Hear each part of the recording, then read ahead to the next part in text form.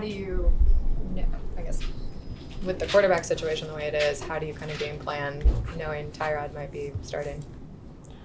Yeah, that kind of falls under the injury-related question, I would say. But we're all, preparing the same way. Nothing's changed for our prep. How comfortable do you feel?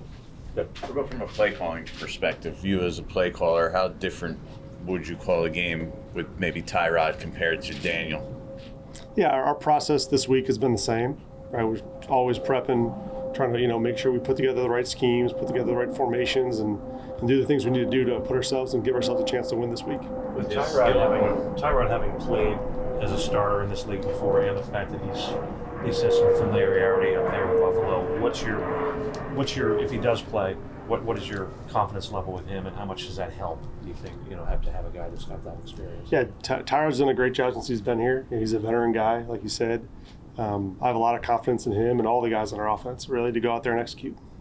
From a skill set perspective in regards to the play calling, what do you see different from Tyrod? What does he do differently, maybe better or worse, that you look at it and say, okay, I got to utilize this? Yeah, I think whenever you look at really any of the players on offense, you want to try and pull out their strengths as much as you can. You want to try and eliminate as much weaknesses as you can. And so that's what we're doing this week, is to put together the best plan for the players that could be out there. What are Tyrod's strengths in your eyes that you can utilize?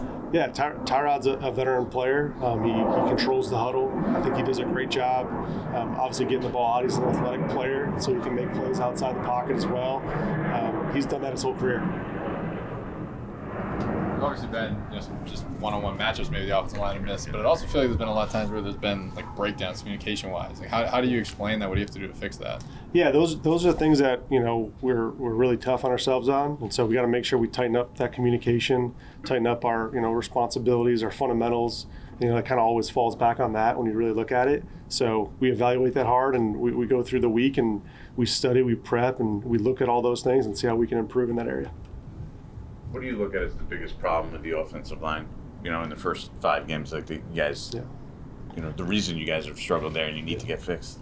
I think on offense, it's really never one person or one group. It's an 11-man operation. All the guys got to be working at the same level of execution, and we all got to operate and execute better.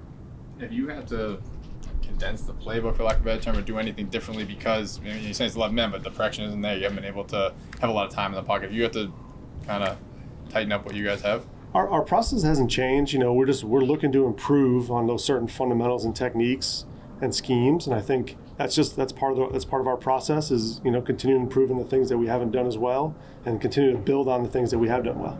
How much more of a light goes on that this week when you're playing a Bills team that leads the league in sacks? Yeah, they're a talented defense. Having some familiarity there and playing them in the past. They get after the football. They run. They tackle.